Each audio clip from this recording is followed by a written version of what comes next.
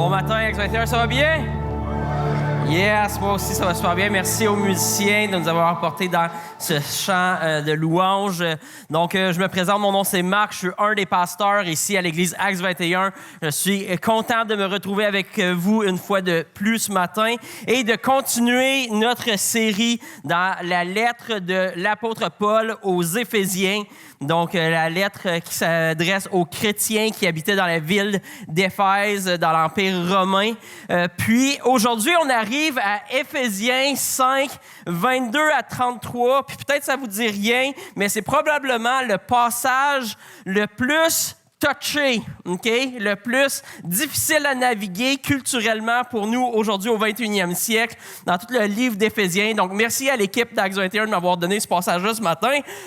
C'est vraiment le passage qui fait probablement le plus grincer des dents. Quand on l'entend, là, vous allez voir. Quand on fait une série sur un livre de la Bible comme Éphésiens, ça peut être des fois tentant de skipper par-dessus certains versets qui sont justement plus difficiles à naviguer.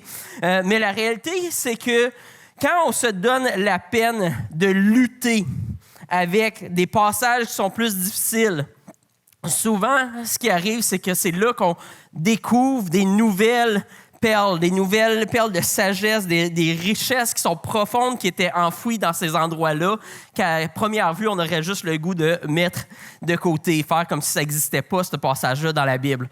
D'ailleurs, dans la Bible, Dieu donne un nom assez particulier à son peuple. Il leur donne le nom de leur ancêtre, Jacob, que Dieu avait renommé Israël. Okay? Donc, on dit le peuple d'Israël, c'est le peuple de Dieu. Puis, la chose particulière avec le nom Israël, c'est que ça signifie celui qui lutte avec Dieu. Donc, le peuple de Dieu, ce sont les gens qui sont prêts à lutter avec Dieu. C'est quand même assez intéressant. Parce que la réalité, c'est que l'être humain, on a souvent une de trois réactions quand on fait face à des choses, soit qui nous choquent, qui nous dérangent par rapport à la Bible, par rapport à Dieu, etc. Soit on choisit tout simplement de rejeter Dieu. On dit « aïe, aïe, c'est des foutaises ». On lit un passage de la Bible, on dit « aïe, aïe, si la Bible dit ça, moi, c'est fini, je veux rien savoir de ça ». Soit on ignore complètement Dieu, puis on fait comme si nous autres, c'est pas important pour nous, ces choses-là. Ou bien, il y en a d'autres aussi qui vont juste choisir d'accepter aveuglément tout ce que Dieu dit, sans poser de questions, sans même se questionner, même s'ils ont des malaises à l'intérieur. Mais ce que Dieu cherche, ce sont des gens qui sont prêts à lutter avec lui.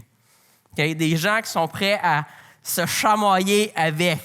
Donc, c'est assez intéressant. Lutter à comprendre Dieu. Lutter, chercher à connaître Dieu, à saisir les mystères puis les vérités cachées de Dieu. Même quand ces vérités-là, des fois, ne nous flattent pas dans le sens du poil à première vue. Ou des pensées qui vont à l'encontre de la pensée populaire de notre ère. Puis, c'est ce type de passage-là qu'on aborde aujourd'hui. Un passage qui frise les oreilles, mais qui pourtant nous fait mieux comprendre la beauté du plan de Dieu si seulement on est prêt à lutter avec lui. Si on est prêt à lutter avec Dieu pour essayer de comprendre son cœur, il y a des choses qui vont ressortir qui sont intéressantes. Alors, est-ce que vous êtes prêts? On se lance dans les 3 premiers versets. Vous allez voir, ça frise les oreilles. Femmes, soumettez-vous à votre mari, comme au Seigneur, car le mari est le chef de la femme, comme Christ est le chef de l'Église qui est son corps et dont il est le sauveur. Mais tout comme l'Église se soumet à Christ, que les femmes aussi se soumettent en tout à leur mari. Amen. Donc, bonne fête des pères. On se revoit dimanche prochain. Alors, comme je disais, avant, ce passage-là me dérangeait, me faisait honte à la limite. J'espérais juste que personne ne me pose de questions sur ce passage-là. J'aurais voulu que Dieu ne mette pas ça dans la Bible.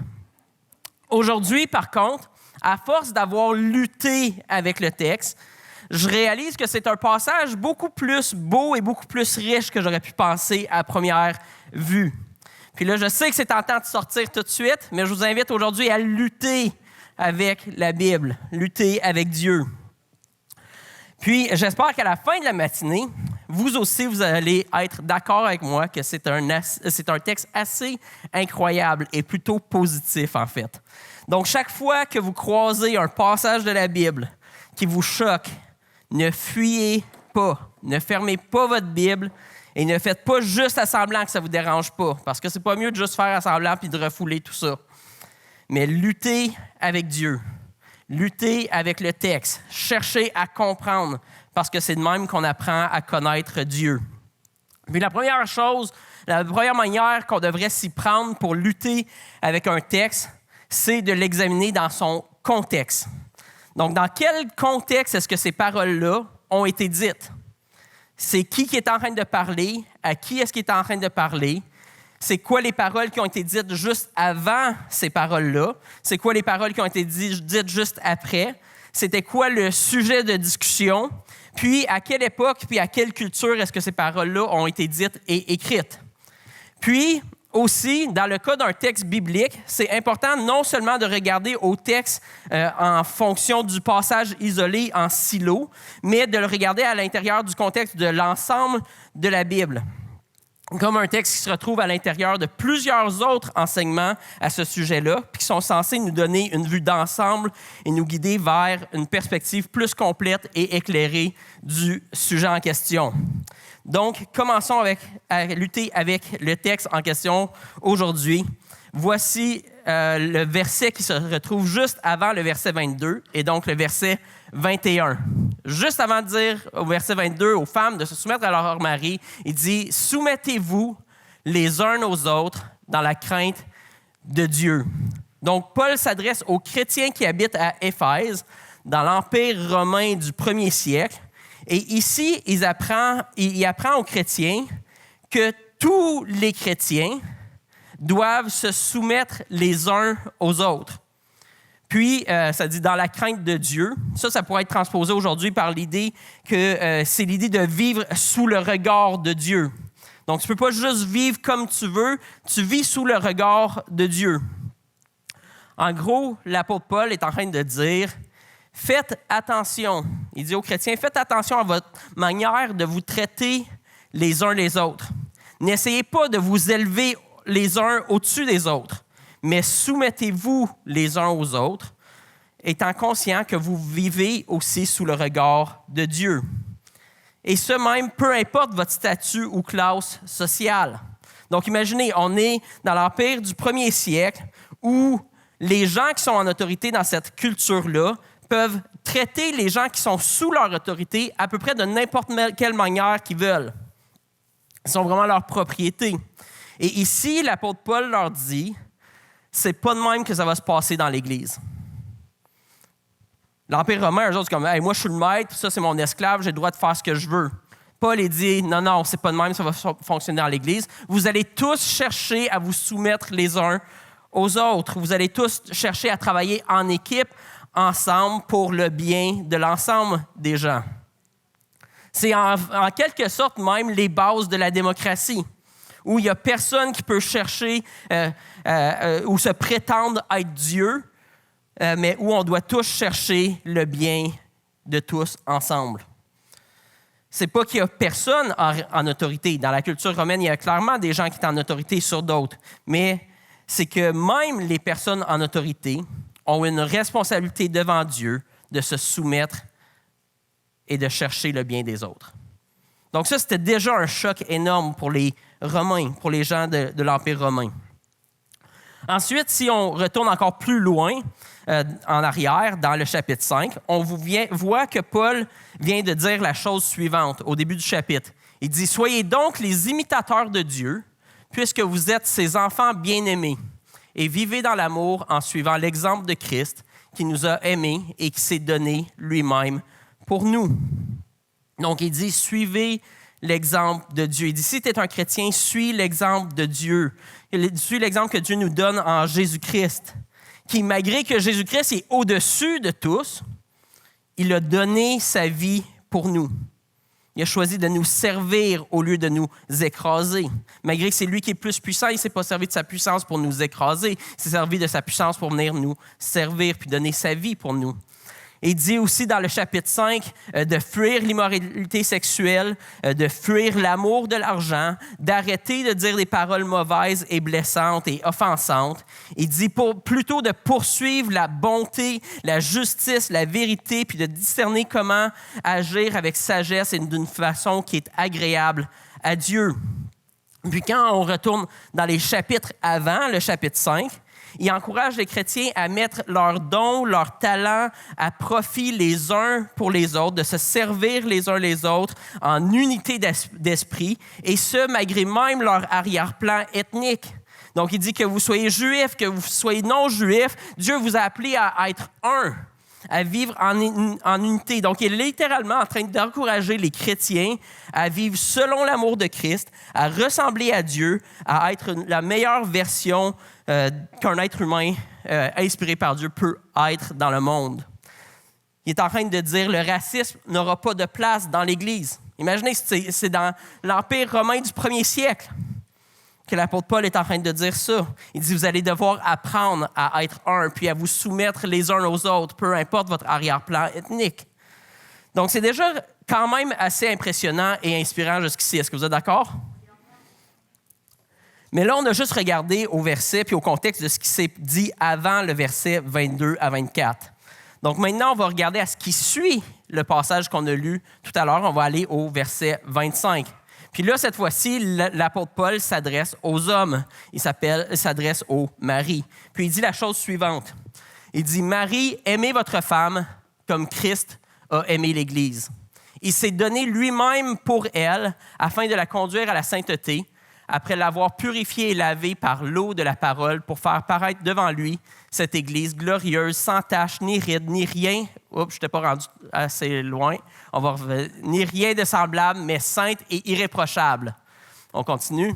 « C'est ainsi que les maris doivent aimer leur femme, comme leur propre corps. Celui qui aime sa femme s'aime lui-même. En effet, jamais personne n'a détesté son propre corps. Au contraire, il le nourrit et en prend soin, tout comme le Seigneur le fait pour l'Église, parce que nous sommes les membres de son corps, formés de sa chair et de ses os. C'est pourquoi l'homme quittera son père et sa mère, s'attachera à sa femme, et les deux ne feront qu'un. Ce mystère est grand, et je dis cela par rapport à Christ et à l'Église. Du reste, que chacun de vous aime sa femme comme lui-même, et que la femme respecte son mari. » Donc, je vous garantis que pour les gens de l'Empire romain du 1er siècle, c'est cette partie-là qu'on vient de lire qui était choquante. La consigne de l'apôtre Paul aux femmes d'adopter une attitude de soumission envers leur mari, ça, c'était juste la norme. C'était juste le commun bon sens. J'ai lu un peu sur le sujet cette semaine, puis c'était pas rare qu'une épouse qui ne se soumettait pas à son mari se faisait battre et même parfois mourait de ses blessures. Donc, c'était juste un très bon conseil à la base de dire « Femme, soyez soumise à votre mari ». Donc, la partie nouvelle et choquante pour les Romains, c'était que maintenant, Paul disait que chez les chrétiens, les hommes avaient un devoir d'aimer, de prendre soin et même de se sacrifier pour le bien de leur épouse. Ça, c'était complètement nouveau. Donc, on peut s'imaginer que c'est assez particulier parce qu'aujourd'hui, on voit la première partie du texte, puis là, nous, ça nous frise les oreilles, mais on peut même imaginer que les femmes du 1er siècle, eux, quand ils ont entendu ce passage-là, eux autres, ils applaudissaient. Ils étaient comme « Yes, preach, Paul! Dis-le aux hommes qu'il faut qu'ils nous aiment. Il n'y a pas juste à nous de se soumettre à notre mari, il y a eux autres aussi qui ont une responsabilité à nous aimer et à prendre soin de nous. » Donc, justement, on peut s'imaginer que les femmes étaient très contentes de ce que Paul est en train de dire. Puis peut-être même que ça pouvait maintenant être tentant pour elles de vouloir se venger des hommes, de se venger sur leur mari, puis de leur faire payer pour la manière dont ils se sont fait traiter. Comme d'ailleurs certains mouvements féministes aujourd'hui qui cherchent encore à faire payer les hommes. Donc, le but, ce n'est pas de faire équipe pour une société meilleure. Ce n'est pas de faire équipe pour marcher en unité. Le but, c'est d'être les femmes contre les hommes. Mais l'apôtre Paul dit non, ce n'est pas comme ça qu'on va bâtir un monde meilleur. Ce n'est pas comme ça qu'on va bâtir un monde qui reflète l'amour de Dieu. Pas en vous révoltant puis en manquant de respect envers votre mari, mais en faisant équipe avec lui. Aussi, j'aimerais vous faire remarquer qu'à aucun moment dans le texte, l'apôtre Paul dit aux maris de soumettre leurs femmes. Okay? Ça, c'est des fois, les gens lisent la Bible, puis ils tordent la Bible, puis en font n'importe quoi avec. Mais la Bible nous met en garde contre cette pratique-là. On ne peut pas faire dire à la Bible ce qu'on veut. Puis malheureusement, à travers l'histoire, beaucoup de torts ont été faits par l'Église et par les hommes et par des femmes aussi, quand ils ont tordu les enseignements de la Bible. Donc, c'est pour ça que c'est important de lutter avec le texte. Puis s'assurer qu'on est en train de bien comprendre puis de bien interpréter ce que Dieu est en train de nous enseigner par sa parole. Donc, dans la Bible, la soumission devrait être un acte volontaire de la personne, un choix de faire équipe avec l'autre personne et non quelque chose qu'on impose de force sur une autre personne. Donc, la Bible ne dit pas aux hommes de soumettre leurs femmes. Donc, dans la même manière que Paul cherchait à bâtir l'unité entre les gens des différents arrière-plans ethniques, Paul cherche ici à bâtir une attitude d'unité puis une attitude gagnante d'échange et de collaboration entre les hommes et les femmes. Puis, selon moi, il commence justement son passage en adressant les femmes en premier, parce qu'il sait que ce qu'il s'apprête à dire aux hommes, c'est ça la partie qui va être difficile à digérer pour eux en tant que culture romaine. Donc, c'est comme s'il commence à dire « Hey, les femmes, hein, vous avez un rôle de vous soumettre à votre mari », mais il est en train de mettre la table parce qu'il sait que ça en vient avec un bat de baseball pour les gars. Donc, il se lance dans dans ce texte-là envers les hommes. Puis, je dis que c'est difficile à digérer pour les gens de la culture du premier siècle, parce que dans la culture romaine du premier siècle, justement, la femme était la propriété de son mari. Donc, un mari pouvait battre sa femme, il pouvait battre ses enfants, il pouvait battre ses esclaves. Donc, imaginez le choc d'entendre que ça ne va pas être permis parmi les chrétiens.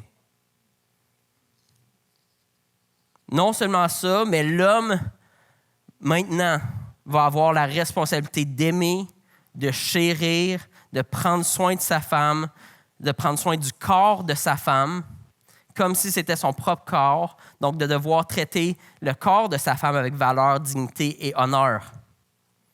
C'est assez incroyable. L'apôtre Paul dit même que maintenant, l'homme doit chercher à imiter le modèle de Christ pour savoir comment aimer leur femme et d'apprendre à se sacrifier pour elle. Donc, il est en train de dire, c'est pas ta femme qui est à ton service, c'est toi qui dois se sacrifier pour être à son service. L'apôtre Paul leur rappelle aussi qu'eux-mêmes, en tant qu'hommes, qui sont aussi membres de l'Église, eux-mêmes sont soumis à Christ. Donc, l'homme ne peut plus juste agir comme il veut envers sa femme. Il doit lui-même se laisser conduire, se laisser purifier, se laisser laver pour paraître devant Dieu comme saint et irréprochable dans sa façon d'avoir traité sa femme. Ça devait être le monde à l'envers pour les gens de l'Empire romain du premier siècle. Ça doit être le monde complètement à l'envers pour eux. Eux étaient habitués que l'homme avait le droit de faire ce qu'il voulait avec sa femme.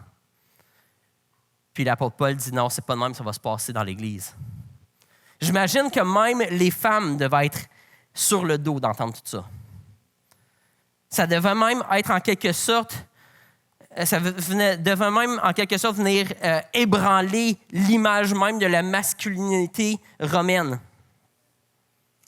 Un mari devait maintenant être doux et attentionné et se sacrifier pour sa femme. Puis l'apôtre Paul finit par dire que le modèle parfait de Dieu, c'est un modèle où l'homme et la femme ne sont pas un contre l'autre, mais où ils sont un. Ils forment une équipe.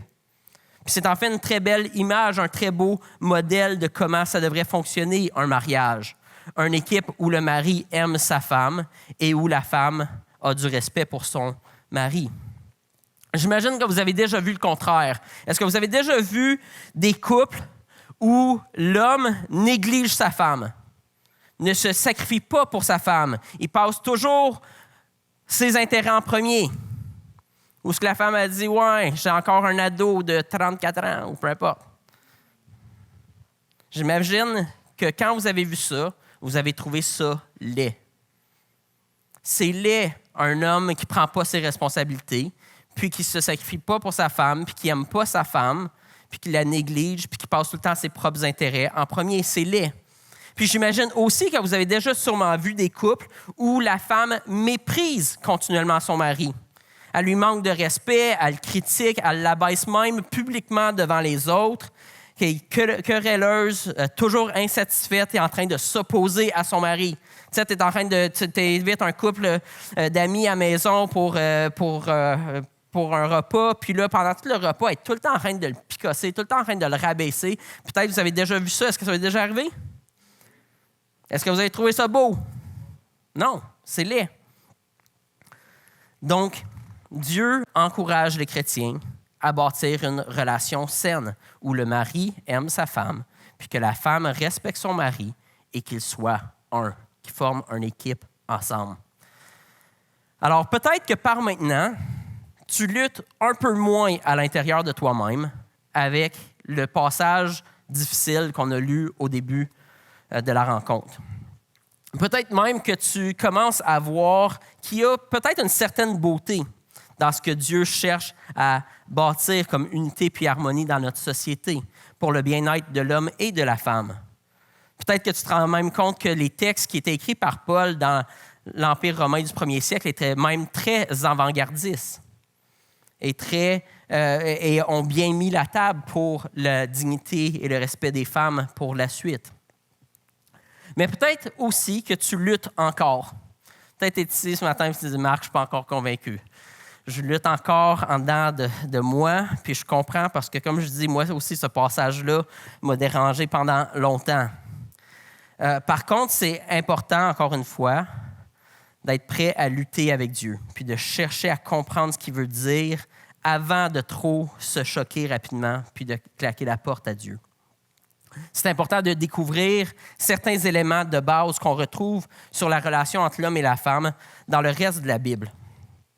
Donc, premièrement, dans le tout premier chapitre de la Bible, donc dans Genèse 1, au tout début, Dieu affirme que l'homme et la femme sont tous deux créés à l'image de Dieu. Donc, imaginez, c'est un texte de plus de 3000 ans. Okay? On retourne 3000 ans en arrière. Puis dans le premier chapitre, Dieu affirme que non seulement l'homme est créé à l'image de Dieu, comme beaucoup de peuples pouvaient le prétendre, mais il dit la femme aussi est créée à l'image de Dieu et donc digne d'honneur et de respect. Donc déjà là, c'est déjà intéressant de voir la valeur que Dieu donne à la femme dès le premier chapitre. Ensuite, Dieu donne un mandat à l'homme et à la femme de dominer ensemble sur la terre. Okay? De dominer ensemble. Donc, la terre est soumise à l'autorité de l'homme et la femme. Puis, à ce stade-ci, dans l'histoire biblique, le péché, donc le mal, n'est pas encore entré dans le monde. Il n'est pas encore entré dans l'histoire. Donc, qu'est-ce que vous pensez que ça veut dire de dominer et de soumettre la terre?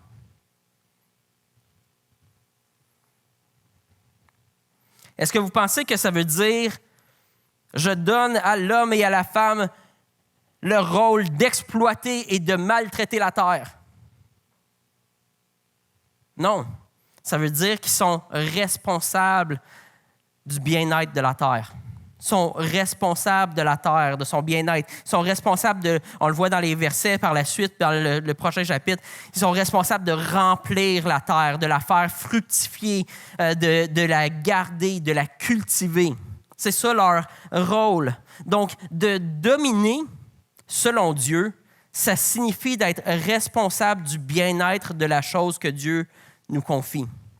c'est seulement à partir du chapitre 3 de Genèse, quand l'être humain décide de se rebeller contre Dieu, que l'être humain commence à utiliser son pouvoir pour dominer avec force et exploiter puis écraser son prochain puis la création.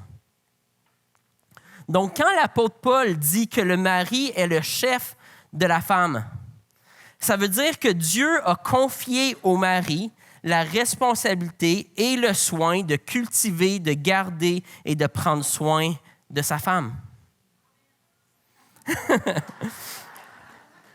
On va aller dans cette direction-là, justement. Est-ce que ça vous est déjà arrivé de voir un couple où la femme semble écrasée, pas épanouie, éteinte? La Bible dit que c'est la responsabilité de l'homme de la chérir, d'en prendre soin, de faire en sorte qu'elle soit épanouie. Mais de l'autre côté, c'est assez difficile de l'épanouir si elle-même est toujours en confrontation avec son mari, toujours résistante à se laisser aimer par son mari. C'est toujours en train de critiquer sa façon de faire ou de ne pas faire. Comme combien de fois je rencontre des hommes qui se confient puis qui disent « J'ai l'impression que peu importe ce que je fais, c'est jamais correct. C'est jamais suffisant. » Donc, ils n'ont plus le goût de cultiver et de prendre soin et d'épanouir leur épouse. Parce que tout ce qu'ils font, c'est tout le temps de la critique. C'est lourd, c'est querelleur comme ambiance. Ça ne les rapproche pas de leur femme, mais ça les éloigne puis les désengage. Hugo en parlait ce matin dans son beau mot d'introduction, mais combien d'hommes, de maris, de pères sont absents et désengagés dans notre société?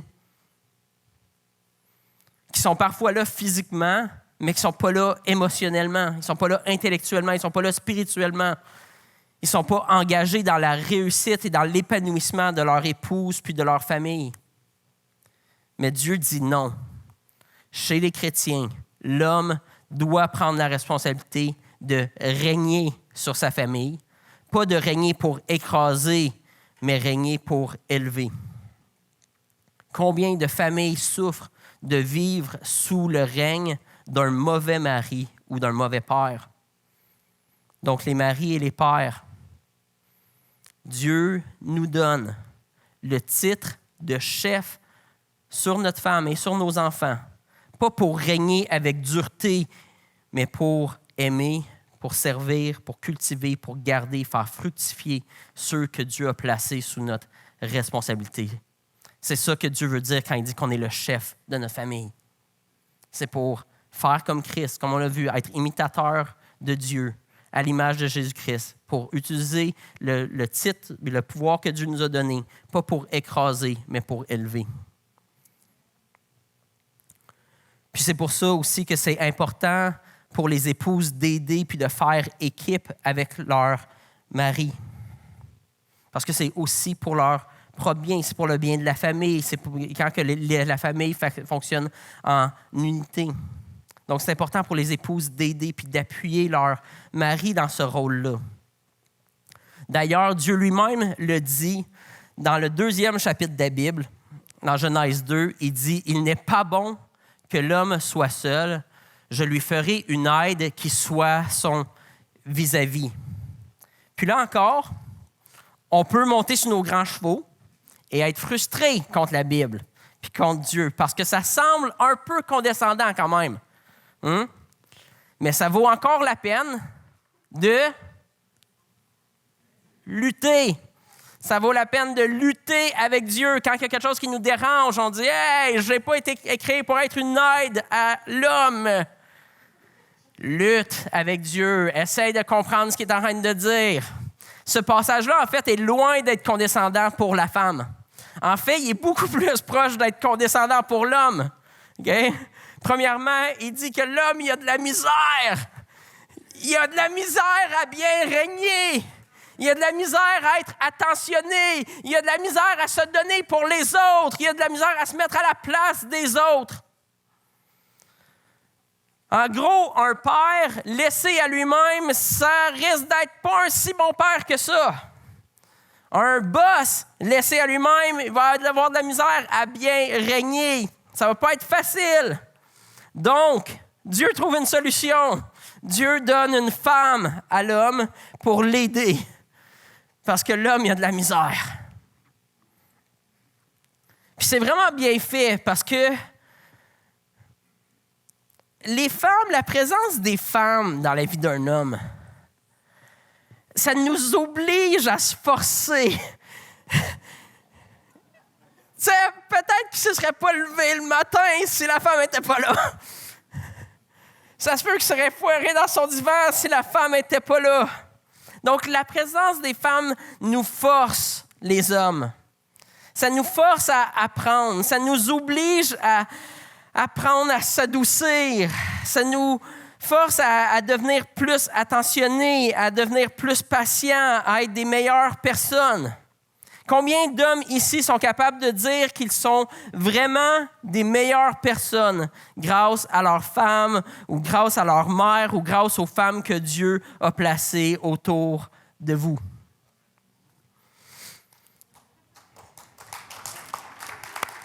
Yes. Il y en a un qui n'était pas pour applaudir, sa femme l'a regardé. Sois un meilleur homme, applaudis.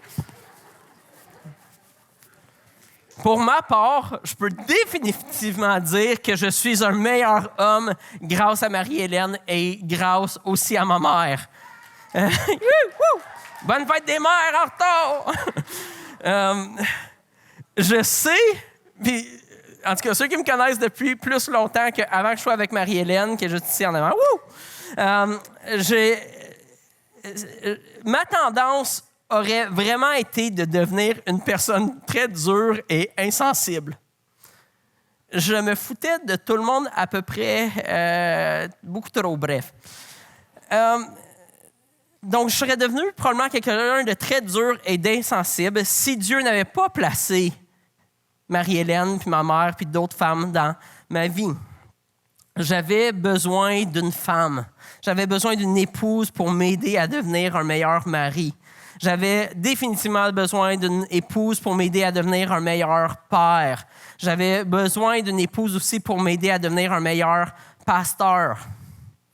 Puis en plus de ça, dans Genèse, le mot qui est utilisé dans la langue hébreu, qui est la langue originale du texte, le mot pour aide, ce n'est vraiment pas un mot condescendant. En fait, on retrouve le même mot dans les psaumes quand l'être humain demande de l'aide à Dieu.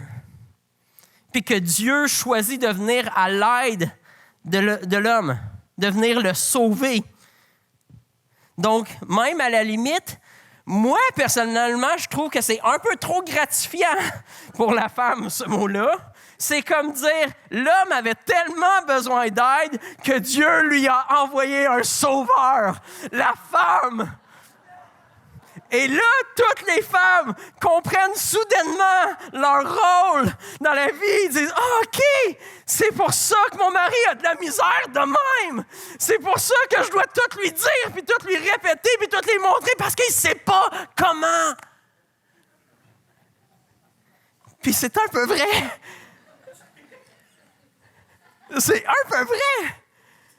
Il y a un paquet d'affaires que moi, je suis comme, ben oui, mais Marie, tu me l'as pas expliqué. Puis comme, ben oui, mais c'est évident. Non, je suis un homme. Mais enflez-vous pas trop la tête, mesdames. Vous avez aussi vos endroits de faiblesse. Mais oui, c'est pour ça que c'est important d'avoir un esprit de patience, de douceur et de respect envers votre mari, parce qu'il a besoin de vous. Il a besoin de vous pour devenir un homme meilleur. Parce que vous formez une équipe, puis il a besoin de votre support, il a besoin de votre appui, pas que vous soyez toujours en opposition à lui. Par contre, ça ne veut pas dire non plus de juste tout gober, puis de jamais rien dire. Le verset dit « Je vais lui créer un vis-à-vis ». Donc, la perspective de Dieu de la femme, ce n'est pas « sois belle et tais-toi ». La femme, c'est le vis-à-vis de l'homme. c'est son égal, capable de rivaliser, capable de lutter avec l'homme. Parce que ses idées ne sont pas toujours les bonnes. Mais le but, c'est de lutter ensemble, pas pour s'opposer l'un à l'autre, mais pour arriver à devenir un ensemble, d'arriver à une solution ensemble, de se soumettre l'un à l'autre ensemble pour arriver ensemble à une meilleure solution puis devenir meilleurs ensemble. Donc, si vous luttiez avec cette fausse conception que la Bible projette une image condescendante de la femme, j'espère que cette lutte ce matin vous démontre que Dieu est en fait un promoteur de la femme. Puis en plus, il y a tellement plein d'autres choses que j'aurais pu dire encore, parce que j'avais plein d'autres exemples, plein d'autres textes de la Bible que j'aurais pu sortir. Il y a même en fait un endroit dans la Bible que Dieu dit qu'il n'écoute pas les prières des hommes qui ne prennent pas soin de leurs femmes. Il dit, si tu ne prends pas soin de ta femme, moi, j'en ai rien à faire de tes prières. Fait que la Bible prend très au sérieux que l'homme doit vraiment bien prendre soin de sa femme. Puis il y a d'autres exemples comme ça aussi à travers la Bible, puis qu'on ne va pas rentrer dedans ce matin pour écourter la chose. Mais j'espère que vous commencez à voir que ça vaut la peine de lutter avec Dieu. Ça vaut la peine de lutter avec les textes avec lesquels on est mal à l'aise, parce qu'on peut découvrir une beauté, on peut découvrir une richesse par rapport à Dieu, on peut apprendre à le connaître. Puis c'est cette invitation-là que je voudrais vous lancer ce matin. Puis je vais inviter l'équipe de musique à venir s'installer en terminant. Donc c'est cette invitation-là que je veux vous lancer ce matin. Parce que peut-être que vous êtes quelqu'un qui fait juste tout accepter. Ah, c'est écrit dans la Bible, j'accepte. Tu ne cherches pas à comprendre, tu ne cherches pas à lutter, tu ne cherches pas à questionner ou à comprendre ou connaître Dieu réellement. Parce que dans le fond, quand un texte ne fait pas ton affaire, tu dis « je vais juste passer à la page puis je vais passer à autre chose. » Mais Dieu vous invite à lutter avec lui, à vous engager, à être vous-même un vis-à-vis avec Dieu. Parce qu'il dit, c'est ça le mystère dans le texte. Il dit, c'est que cette relation-là, Dieu, le Dieu Tout-Puissant, le veut avec un être humain. Dieu n'est pas intéressé à être juste en relation avec un bébé qui n'est pas capable de lutter avec lui. Dieu est comme, non, je veux créer des êtres à mon image qui vont être capables de wrestle, de lutter avec moi. Donc, c'est important de s'engager dans cette relation-là parce que Dieu, c'est un Dieu qui est relationnel. Il veut lutter avec vous. Pas pour vous écraser, mais pour que vous deveniez plus fort, que vous puissiez grandir, que vous puissiez, il puisse vous élever. Parce que comme on l'a vu, le mystère, c'est un Dieu que Dieu nous a créé pour être son épouse, devenir un avec lui. Dieu, il veut cette proximité-là avec lui et entre l'être humain. Donc, on doit être prêt à s'engager dans cette relation-là. Pas juste tout gober. Pas se poser de questions. On va être prêt à s'engager puis à lutter. Mais peut-être aussi que pour vous, c'est le contraire. Peut-être qu'il y a beaucoup de choses qui vous choquent dans la Bible, qui vous frustrent dans la Bible. Puis votre tendance, c'est juste de fermer la Bible puis d'être fâché contre Dieu puis de rejeter Dieu puis de dire « Moi, je veux rien savoir de tout ça dans ma vie. » Donc, je vous invite, vous aussi, à ne pas prendre la voie facile de fuir Dieu, de fuir le combat. Mais vous aussi, continuez à lutter avec Dieu. Continuez à vous questionner, à étudier, à rechercher, parce que Dieu dit que ceux qui le cherchent le trouvent s'ils le cherchent de tout leur cœur. Pas juste si on cherchait un petit peu, puis « Oh non, c'est de la merde, pareil, non. » Il dit « Non, si tu cherches de tout ton cœur, tu vas trouver. » Donc, n'abandonnez pas le combat. Par contre, je vais vous laisser quand même un conseil tiré de la vie de Jacob, alors qu'il luttait avec Dieu. Le texte dans Genèse nous dit que Jacob a lutté avec Dieu toute la nuit. Toute la nuit, Jacob a lutté avec Dieu. Il ne voulait pas donner raison à Dieu. Il ne voulait pas donner le contrôle à Dieu. Il était entêté. Donc, il luttait avec Dieu. Puis je crois que certains d'entre nous, on est comme ça. Peu importe les arguments que Dieu donne, peu importe ce qu'il nous démontre, peu importe qu'il nous démontre son amour, nous, on est toujours là, puis on est toujours en opposition. On est comme la femme querelleuse qui veut rien entendre, puis qui méprise Dieu, puis qui est méchante, puis tout ça. Donc, on s'oppose à Dieu. On s'oppose à sa vision, on s'oppose à son plan.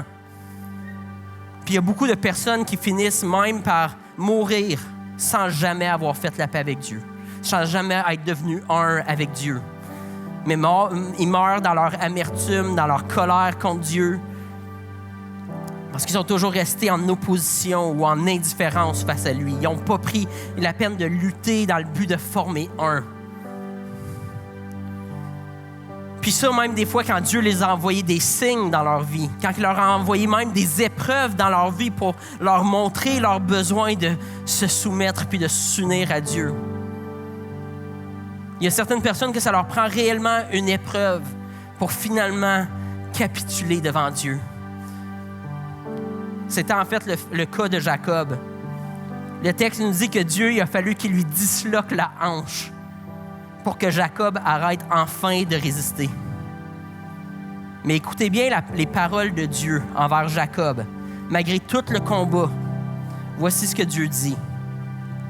Il dit, « Ton nom ne sera plus Jacob, mais tu seras appelé Israël, car tu as lutté avec Dieu et avec des hommes, et tu as été vainqueur. » Puis le texte nous dit qu'ensuite Dieu le bénit.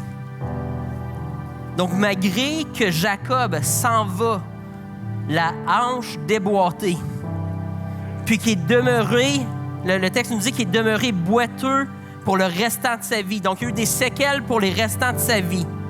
Dieu dit, tu as été vainqueur.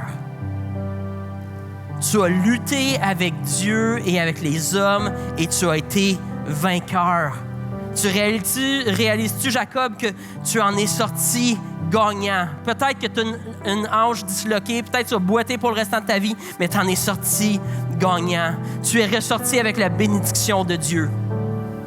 Tu es ressorti uni à Dieu parce que tu as lutté, puis malgré que tu t'es obstiné longtemps, tu as fini par réaliser que c'est moi qui est Dieu. Tu as fini par lâcher prise. Jacob dit d'ailleurs, suite à ce combat, il dit « J'ai vu Dieu face à face et ma vie a été sauvée. » La beauté de la grâce, puis du mystère du message de Christ, puis de l'Évangile, puis de la Bible, c'est quand tu réalises tout ce temps-là, toute ma vie, j'ai lutté avec Dieu.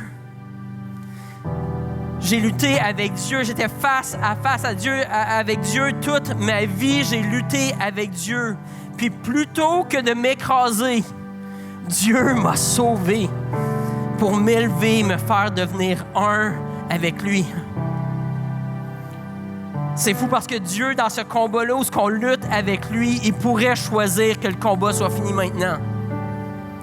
Mais Dieu nous invite dans ce combat-là parce qu'il veut une relation avec nous. Il veut qu'on s'engage avec lui dans cette relation-là. Il veut qu'on lutte pour mieux le comprendre puis devenir un avec lui pour ensuite comprendre comment on fait pour régner avec lui pour sa gloire. Dieu veut s'assurer que les gens qu'il invite, ça ne soit pas juste des gens qui, après ça, vont mal comprendre qui il est, puis après ça, ils vont mal utiliser leur pouvoir puis leur puissance pour faire du tort aux autres. Il dit non, si tu luttes avec moi, je veux être certain que tu es capable de te soumettre au fait que dans mon équipe, on n'est pas du monde qui écrase, on est des gens qui élèvent. Donc, je t'invite à lutter avec Dieu, mais aussi à te soumettre à Dieu. Parce qu'il y a la meilleure intention pour toi, il y a la meilleure intention pour ton mariage, il y a la meilleure intention pour ta famille, il y a la meilleure intention pour notre monde. Donc, quel amour, quelle grâce, quel salut immérité que Dieu n'a pas choisi de nous écraser, mais de nous inviter puis de nous élever. Donc, on va le chanter ce matin. On va le chanter avec cœur ce matin. On va chanter à sa gloire parce qu'il est le meilleur Dieu, il est le meilleur Père, il est le meilleur mari. Puis on veut l'adorer. Amen.